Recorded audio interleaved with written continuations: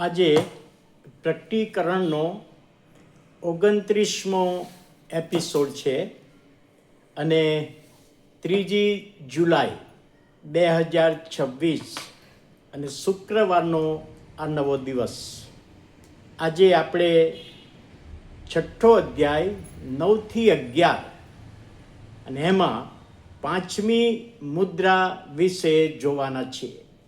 અત્યાર સુધી આપણે પહેલી મુદ્રા હલવાને તોડી ત્યારે ધનુષ્ય સાથે જે ખ્રિસ્ત વિરોધી આવ્યો, બીજી મુદ્રા તોડી ત્યારે લાલ ઘોડો તરવાર સાથે આવ્યો, ત્રીજી મુદ્રા તોડી ત્યારે કાળો ઘોડો જે ત્રાજવા સહિત આવેલો, અને ચોથી મુદ્રા તે વખતે ફિક્કા રંગનો ઘોડો એટલે મરણ. આ 4 બાબતો 4 મુદ્રામાં આપણે જોયું. હવે 5મી મુદ્રા જ્યારે હલવાન એટલે કે પ્રભુ ઈસુ ખ્રિસ્ત 5મી મુદ્રા ખોલે છે, તોડે છે, ત્યારે કંઈક વિશિષ્ટ બાબત બને છે.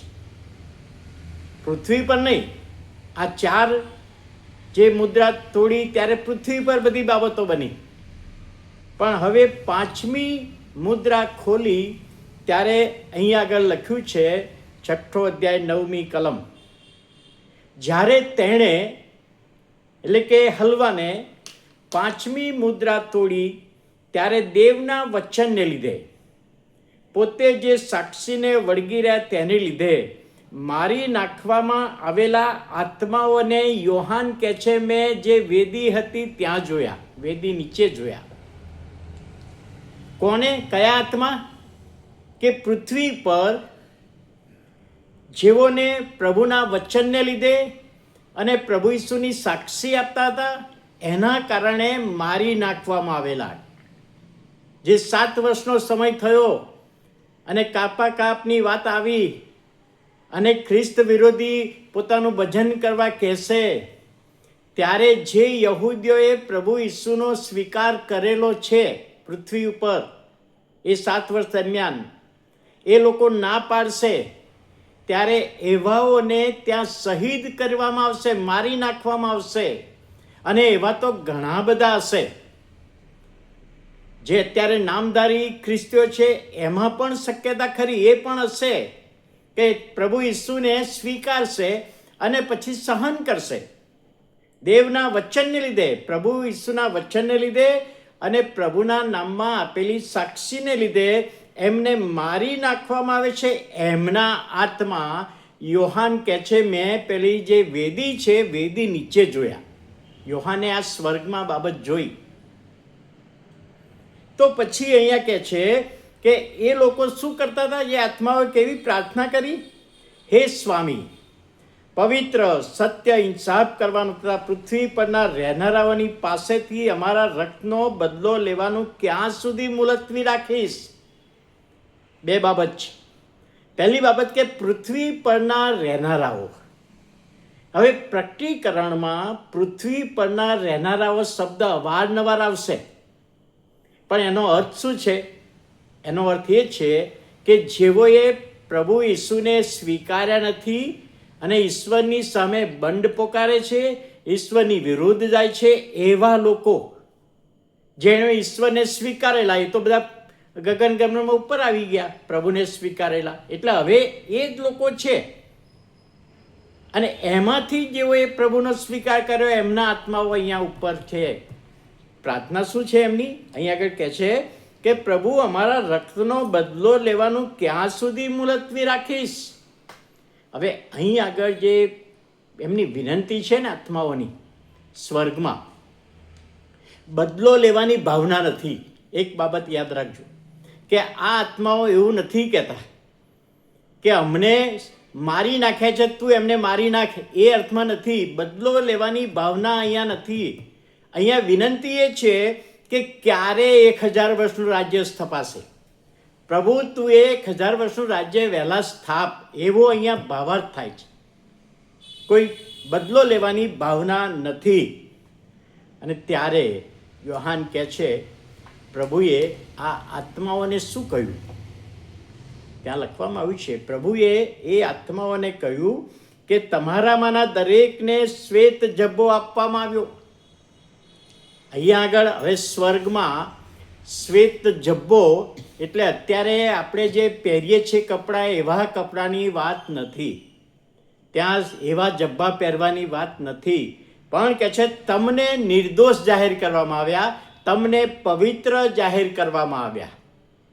જે આત્મા ઉપર ગયા છે એમને પ્રભુ કહે છે તમને હું પવિત્ર કરું છું, તમને નિર્દોષ જાહેર કરું છું, અને તમને કહેવામાં આવે છે કે તમે હજુ થોડી રાહ જુઓ, અહીંયા આરામ કરો.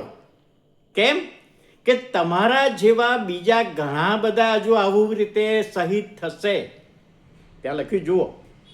અને તેઓને એમ કહેવામાં આવ્યું કે તમારા સાથી સેવકો હજુ પૃથ્વી પર છે અને તેઓએ વિશ્વાસ કર્યો છે અને તેઓ સહન કરશે અને એ પણ શહીદ થશે, તથા તમારા ભાઈઓ જેઓ તમારી પેઠે માર્યા જવાના છે, તમને જેમ મારી નાખવામાં આવ્યા તેમ એમને પણ મારી નાખવામાં આવશે. તેઓની સંખ્યા પૂરી ના થાય ત્યાં સુધી તમે થોડી વાર અહીંયા વિસામો લો, આરામ કરો સ્વર્ગમાં. અહીં આગળ એ બાબત કહેવામાં આવી છે. પાંચમી મુદ્રા કઈ વિશિષ્ટ બનાવ બને છે. સ્વર્ગમાં જે આત્માઓએ પ્રભુને વિનંતી કરી એ બાબત અહીંયા આપણે જોઈએ છીએ. હવે છઠ્ઠી મુદ્રા આપણને 6ઠ્ઠો અધ્યાય 12 થી 17 વાંચવા મળે છે. જ્યારે તેણે હલવાને છઠ્ઠી મુદ્રા તોડી ત્યારે યોહાન કહે છે મેં જોયું તો મોટો ધરતીકંપ થયો અને સૂર્ય નિમાડાના કામડા જેવો કાળો થઈ ગયો, ચંદ્ર લોહી જેવો થઈ ગયો. હવે યોહાન કહે છે સ્વર્ગમાં આત્માઓએ વિનંતી કરી. હવે છઠ્ઠી મુદ્રા ખોલી ત્યારે કહે છે મોટો પૃથ્વી પર ધરતીકંપ થયો અને સૂર્ય ચંદ્ર ઉપર અસર થઈ. સૂર્ય કાળો થઈ ગયો, ચંદ્ર લાલ થઈ ગયો અને આકાશના તારાઓ પૃથ્વી પર પડ્યા. અને કહે છે ત્યાં આગળ કહે છે પહાડ તથા બેટને પોતાને ઠેકાણેથી ખસેડવામાં આવ્યા. હવે 7 વર્ષના સમયમાં એવો મોટો ભયંકર ધરતીકંપ થશે કે એમાં પહાડો ખસી જશે, એવું લખ્યું છે. પહાડોને ખસેડવામાં આવ્યા. હવે પહાડોને ખસેડવામાં આવ્યા. 2004માં જ્યારે સુનામી આવી ત્યારે વિશ્વના કેટલા બધા દેશોમાં એની જે અસર થઈ હતી. અને ત્યાં કે છે ઇન્ડોનેશિયા, સિલોન, થાઈલેન્ડ, ત્યાં જે પહાડ હતા ને એ પહાડ પોતાની જગ્યાએથી અમુક મીટર સુધી ખસી ગયેલા, એ સમાચાર હતા. તો પ્રભુનું વચન કહે છે 7 વર્ષમાં પણ એ પહાડ છે પૃથ્વી પર પોતાની જગ્યાએથી ખસી જશે. અને એ વખતે શું થશે? જગતના રાજાઓ, મોટા માણસો, સેનાપતિઓ, શ્રીમંતો, પરાક્રમીઓ, દરેક દાસ, સ્વતંત્ર, એટલે પૃથ્વી પર જે લોકો રહેતા હશે, પૃથ્વી પરના રહેવાસીઓ, ફરીથી કહું કે જેઓ ઈસુ પર વિશ્વાસ કરતા નથી, ઈશ્વરની વિરુદ્ધ બંડ પોકારે છે, ઈશ્વરની વિરુદ્ધ જાય છે, ઈશ્વરના આયોજનની વિરુદ્ધ જાય છે, એ બધા લોકો શું કરશે?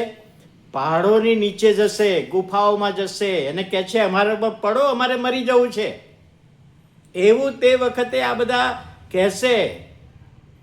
અને ત્યારે કહે છે અમારા પર પડો, રાજ્યાસન પર બેઠેલાની નજર આગળથી તથા હલવાનના કોપથી અમને સંતાડો. અમને ખબર છે આ કોપ હલવાનના કારણે આવ્યો છે, આ કોપ હલવાનના કારણે આવ્યો છે અને અમને એમાંથી બચાવો, એવી વિનંતી કરશે. હવે બચવાનો તો એક જ ઉપાય છે કે પ્રભુ ઈસુ ખ્રિસ્ત પર વિશ્વાસ કરો. પણ એ વિશ્વાસ કરતા નથી, એને બચવું છે.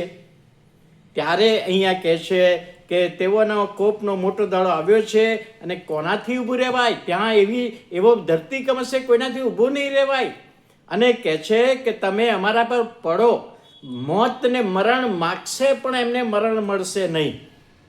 એવી બાબત અહીંયા આગળ લખવામાં આવી છે. જો માથી 24:29 પણ પ્રભુ ઈસુ ખ્રિસ્તે પણ કહ્યું હતું કે તે દાડાઓની વિપત્તિ, સૂરજ તરત અંધકારરૂપ થઈ જશે, ચંદ્ર પોતાનું અજવાળું નહીં આપે અને આકાશથી તારા ખરશે. આ પ્રભુ ઈસુએ પણ કહ્યું હતું. એટલે અહીં આગળ 5મી ને 6ઠ્ઠી મુદ્રા, 5મી મુદ્રા સ્વર્ગમાં જે બનાવ બને છે, આત્માઓની પ્રાર્થના, અને 6ઠ્ઠી મુદ્રા ધરતીકંપ મોટો થાય છે અને ધરતીકંપથી બચવાને માટે એ પહાડોને કહે છે કે તમે અમારા પર પડો ને અમે મરી જઈએ, કારણ કે આ હલવાનનો કોપ છે, હલવાને આ બધું મોકલ્યું છે, અમે જાણીએ છીએ, તો પણ ઈસુને સ્વીકારતા નથી. બચવું છે પણ ઈસુ પર વિશ્વાસ કર્યા વગર. આજે ઘણા બધા બચવાની આશા રાખતા હોય, પણ બચવાનો એક જ રસ્તો, માર્ગ, સત્ય અને જીવન પ્રભુ ઈસુ ખ્રિસ્ત. અને પ્રભુ ઈસુ ખ્રિસ્તને સ્વીકારીએ તો જ બચી શકાય છે. અને બાબત સમજવામાં પ્રભુ સહાય કરે. પ્રાર્થના કરીએ.